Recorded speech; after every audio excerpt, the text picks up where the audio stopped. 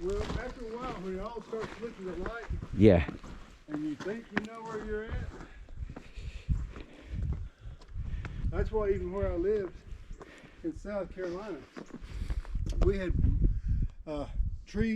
acreage that went for ever.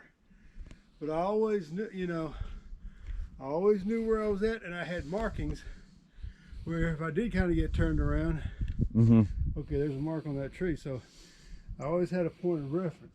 Right. And I didn't eat the elephant all at one time either. I ventured out, got my bearings. Ventured out, got my bearings. yeah.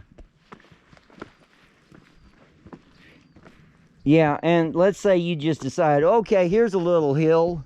I'm just gonna make a circle around this hill. That seems very doable.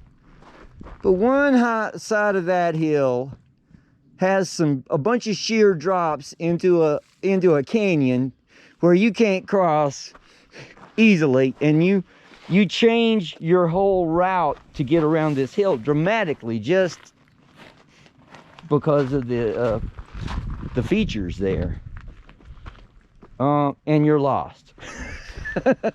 Just trying to go around a little hill that you assumed you could go all the way around.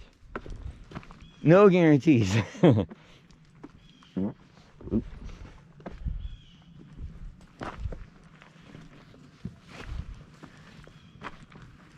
that's what makes it interesting. You just have to learn some things.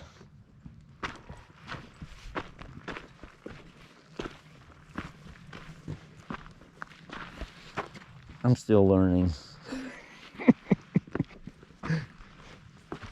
But since, wow, oh, dog, I guess, said, I don't know what animal makes that. Yeah, dog.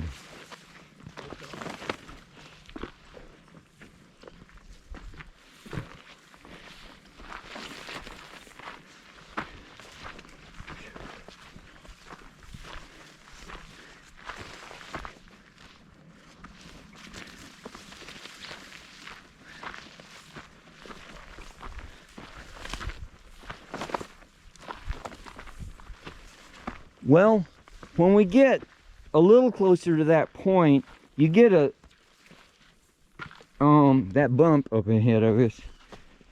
You can see the big sweeping kind of valley canyon that goes back that way towards basically towards the falls we were just at. But so I know pretty confidently that in general it comes back this way, but I don't know about the in-between at all. So I want to do that sometime.